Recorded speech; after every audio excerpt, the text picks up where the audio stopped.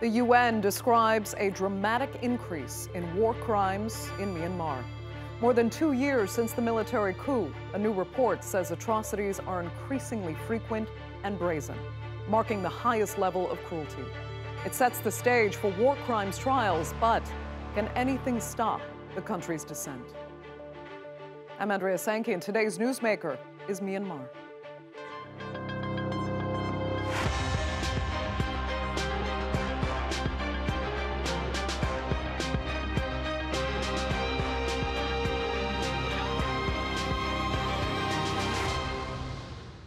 In February of 2021, a military coup in Myanmar deposed leader Aung San Suu Kyi's government.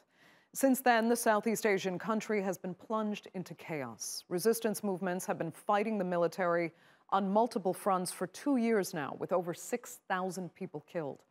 Although this recent chapter of violence only started in 2021, the country has in fact suffered decades of repressive military rule, widespread poverty, and civil war with minority ethnic groups. Now, the transition away from full military rule started in 2011 when the junta was dissolved. A military-led civilian parliament was established for a transitional period, during which former army bureaucrat and Prime Minister Thein Sein was appointed president. Then 4 years later, Myanmar held its first nationwide multi-party elections. Suu Kyi's opposition NLD won in a landslide victory and sparked hopes for democratic reform. While some gains were made, she was criticized for not strengthening the newfound democracy, and the military still controlled much of the government. Then began a campaign of ethnic cleansing against the Muslim minority Rohingya. In 2021, the military went a step further, staging a coup and walking back all progress made in the past decade.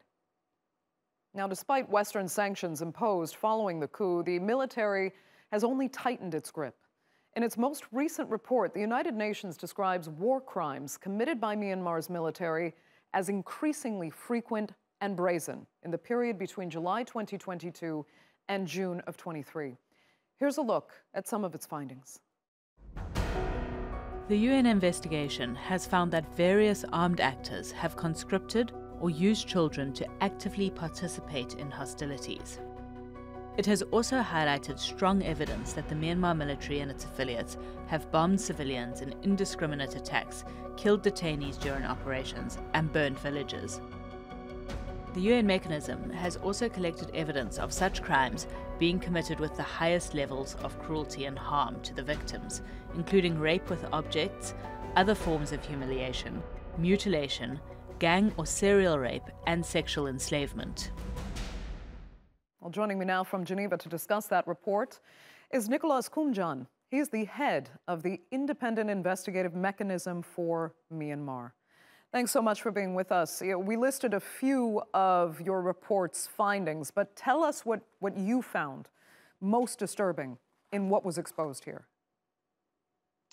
Well, what's very frustrating is, unfortunately, the violence and the suffering of the people in Myanmar has only continued and gotten worse in the past year.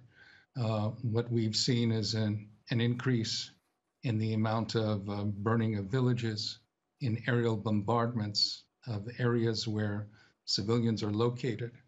And we've seen many civilian deaths, including the deaths of children in those aerial bombings and bombardments.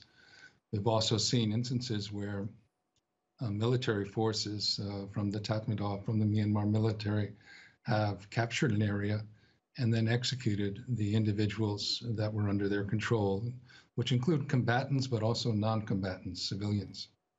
So what or who is responsible for this? I mean, the international community responded with sanctions. There was notable pressure on the Tatmadaw in Myanmar, but here we are hearing from you that this has only spiraled further out of, the violence has spiraled further out of control. So what is to blame? Well, people are committing war crimes. They're under military forces are conducting operations that appear to be indiscriminately targeting civilians. And this is against the laws of war, and it can amount to a crime against humanity. We're also concerned with some of the violence perpetrated by opposition forces, some of the assassinations that have occurred. because sometimes these appear to be people who are not combatants. So the violence is getting worse. We see thousands of people detained by the military forces without due process. In detention, we received many reports of torture and even reports of sexual violence. And that has only gotten worse as time has progressed. Right. And explain, if you can, how broad this report really is. It goes far beyond Rakhine State and the Rohingya population that have been covered so often by reporters. And it really shows that the country is at war, even though the military junta will not say as much. Yes, what happened to the Rohingya, particularly in 2017 with the massive clearance operations, where they were targeted by the military and hundreds of thousands of them forced to flee their homes. This was not new tactics that were used, and this was part of the reason that my entity, the mechanism to investigate and collect evidence of these crimes, was created by the United Nations, because there's a recognition that there's a long history of the military targeting civilians, and they've gotten away with it. There has been no accountability. To break this cycle of violence that's causing suffering, not just to the Rohingya, before it was in many of the ethnic areas where there had been long-term armed conflicts. And now we see, since the coup in February 2021, this same violence being used against even Bamar people who are opposed politically to the regime. So a long history of the military using violence to impose its political will on the population of Myanmar. I have to ask you if this reporting you've done could potentially backfire, in that the junta now knows that the world knows that cases have now been filed to prosecute junta members, in courts with international jurisdiction.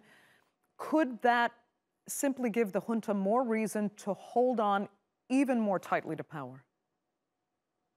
Well, there's a long history of this debate in international criminal justice, and I believe that history has generally shown that the opposite is true. So when someone like Slobodan Milosevic was indicted, or Charles Taylor was indicted, both were indicted when they led their countries and they were in power, and people feared what would be the effect of these indictments. But in the end, both of these countries were able to move on. The individuals, Milosevic, Charles Taylor, they did face justice. So I think it's very, very important that everyone knows, everyone understands that there is an entity, my mechanism, that is watching, that's collecting evidence. And those who are thinking about perpetrating such crimes or receiving orders to perpetrate such crimes should know that there is a chance that they will be held responsible. The evidence is being collected, and one day they may face justice. Would you acknowledge, though, that Myanmar seems to be in quite a different category than some of the other countries you cited there, and that the military has held on to power for so long? We're talking about decades, really, of military regimes that have constantly put down any movements toward a democratic government, and here we are seeing it again.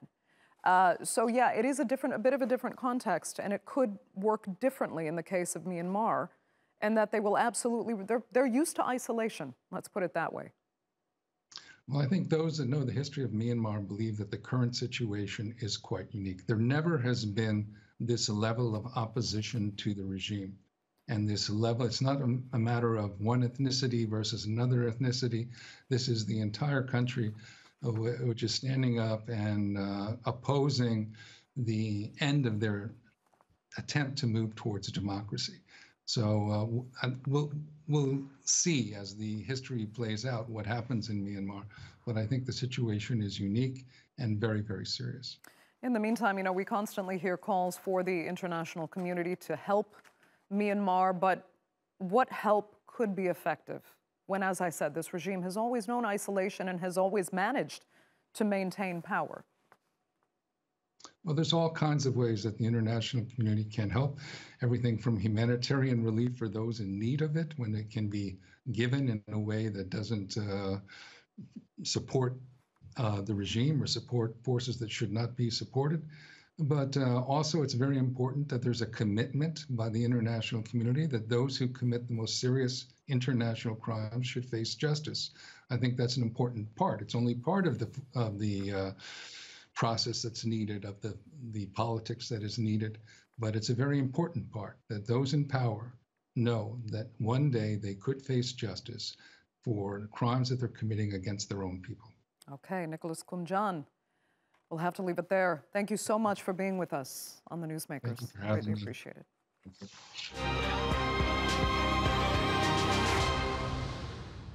Let's broaden out the discussion now, and joining me is the Deputy Human Rights Minister of Myanmar's National Unity Government and Rohingya activist, Aung Kyaw Moe. Wai Wai Nu is a former political prisoner and the executive director of the Women Peace Network in Myanmar.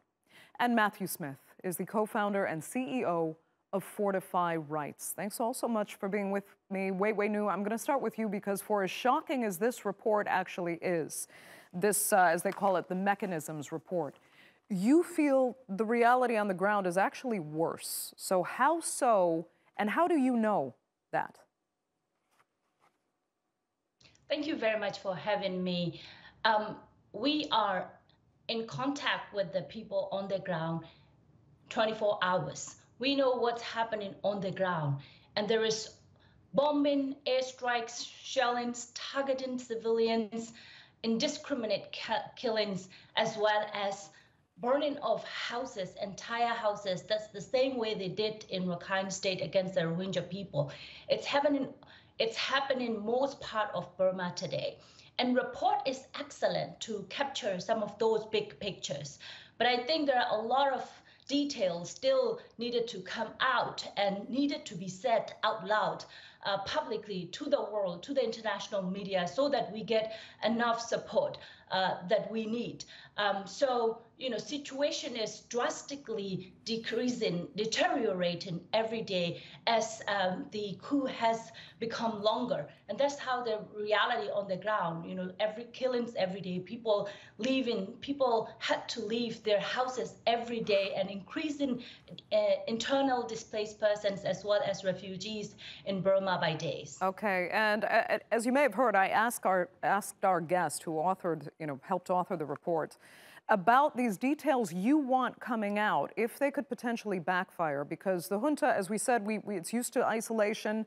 Now that they know that international courts have put them on their radar, will they not try to grip power even more tightly because they have so much more to lose? You don't think so? The reality on the ground is that they can no longer take the power worse than today, I guess, because, the reality is that it's not the junta has control of entire country. Half of the country is now controlled by the ethnic arms organizations or resistance movement, and the urban area, the cities areas, are somehow controlled by the junta. It's not even fully controlled yet. And for the people of Burma, there is nothing worse could have happened at this point. Okay. So people are willing to risk everything they can to really stop the violence and to really end the military dictatorships, to really expel the military from the politics, as well as to gain justice for what the people have suffered. Aung Kyaw Moe, the junta, as we said, still says they're actually not at war, but we've of course described and seen the descriptions of these war crimes. Does this report at least show that Myanmar is officially at war and that there should be arguably stronger international measures taken? Well, thank you for having me. I think Myanmar has been officially in war far before this report, but the situation has been really getting worse. And after the coup attempt, and of course, throughout the country, and there are the intensity of the attacks toward the civilians who claim to be peacefully transferring the power to the democratically elected government was brutally cracked on, and these situations are being resulted from those attempts to be peacefully seeking the power back to the hand of the people. But again, I think the country has been in war for the past 70 years in different form, different shape, in different part of the world, different part of the country. But this time, it's not only with one ethnic group; it's the whole country versus a handful number of military officials who try to grab the power from the people. You know, Matthew, your organization has also been documenting atrocities in Myanmar. Tell us also what you found beyond your investigations into the Rohingya, and who is also being targeted for rising up against the military and even forming militias. Yeah, thanks, Andrea. Our team at Fortify Right, we have been documenting mass atrocity crimes, so crimes against humanity, war crimes, since the coup. And this is, of course, in addition to the Rohingya genocide. The Myanmar military, the junta, has been carrying out widespread and systematic attacks against the civilian population nationwide. We're in nothing that the IIM, Mr. Koumjian mentioned in the report, or nothing that they've said is inconsistent with anything we've been documenting. And we continue to share evidence with the IIM. This is a crucial aspect right now in terms of seeking accountability in the future to build up those case files. But of course, you know, in response to the Myanmar military's, the military junta's attacks against the civilian population, and in response to the international community's failure to really support the people of Myanmar, people throughout the country have risen up, taken up arms. So there are very active resistance, as Wai Wai Nu mentioned and Aung Kyaw Moe mentioned. There is an active resistance throughout the country, essentially fighting a revolution. But the issue as well is that, you know, violence begets more violence. And so, yes, there are legitimate uprising and you know, citizen militias being formed, but we're hearing they are also committing atrocities. Well, yeah, you know, this is a concern. I would say our team, for the most part, the scale is very different, and so the Myanmar the scale of violations that the junta is perpetrating against the civilian population is massive. This is a country of more than 55 million people, and there are some figures out there in terms of the number of people the junta has killed and imprisoned, which are undoubtedly conservative, but are astronomically high. In that context, we have received reports of resistance organizations also committing abuses that would amount to violations of the laws of war. Those are a concern. None of the ethnic resistance organizations should be sinking to the Myanmar military junta's level with regard to that. They should be recognizing the rights of civilians as well. Wai Wai Nu, I mean, so frustratingly for activists like yourself, you know, the junta chiefs are actually beginning to secure some international recognition from countries like China and Thailand. I mean, where does that leave Myanmar's people? I think the most support that they are getting at this point is from Russia, not actually Thailand and China. Thailand and China, you know, they have some sort of, they've built relationship with Myanmar for a long time. And they do have some engagement with Myanmar junta, but I don't think they're still ready to lend legitimacy to the military yet. And these neighboring countries still cares about people's voices, people demands, and I think they would continue to be cautious when their engagement with the military. And in addition to you know, the seriousness of, I mean, just to go back to slightly about the seriousness of the situations on the ground, one of our partner organizations actually documented the situations thoroughly, specifically on the airstrikes, and the number of airstrikes and the damages that caused by the airstrikes in comparison with Ukraine and Myanmar. In the case of Myanmar, from December 2022 to June 2023, 52% of civilians, higher civilians are killed higher than in Ukraine. So that's how the level of severity on the ground. And I think any organizations or any government lending legitimacy to the military will be making a huge mistake. Okay, but why do you think Russia in particular is lending this legitimacy? Why Russia? Russia at this point, everybody knows that they need partner. They are desperate. They're losing the war in Ukraine, and they're losing globally. So they are building relationship with the authoritarian countries, and they do had specifically with Myanmar. They actually have a prior relationship as well with arm deals, arm sales, and now that there are increasingly relying on both Russia relying on Myanmar arms sales in one of the reports shows at the same time Myanmar is still relying on Russia arms, although their productivities decrease. And I think for Aung Kyaw, the military leaders, he need to show that he has some friends in the world, which is, I guess, only one friend, Russia. Okay. Aung Kyaw Moe, if you'd like to comment on that, go ahead. But I also wanted to ask you about, you know, the junta's always made this argument that it was kind of not targeting the Rohingya just because of any ethnic issues, and that it does believe they belong to Bangladesh, but because they were targeting separatist movements, which they also now seem to claim they're targeting across Myanmar, that's not qualifying as war as much as it is qualifying, putting down these separatist movements across the country. What do you make of that argument?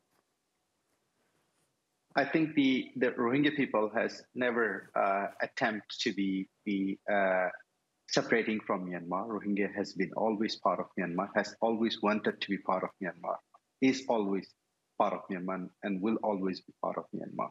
And Rohingya, particularly in the history of Myanmar, the first ethnic group that surrendered the ground in exchange of peace after 1952. So the claim of separatism is not valid when it comes to the Rohingya, because Rohingya want integration, not separatism. And I think Rohingya as well is the single largest ethnic and religious minority. And that's the only concern that the junta has, that where the Muslim people, both ethnically Rohingya and religiously Muslim, could have the equal right. And this is a very beautiful card that the military used in the political spectrum of Myanmar to show to the people, and to use that to carry out systematic and widespread violence with intentions, with plan, and against the Rohingya people, and of course resulting a million people jumping to the water, where the sea was more safer than the land they live. Right.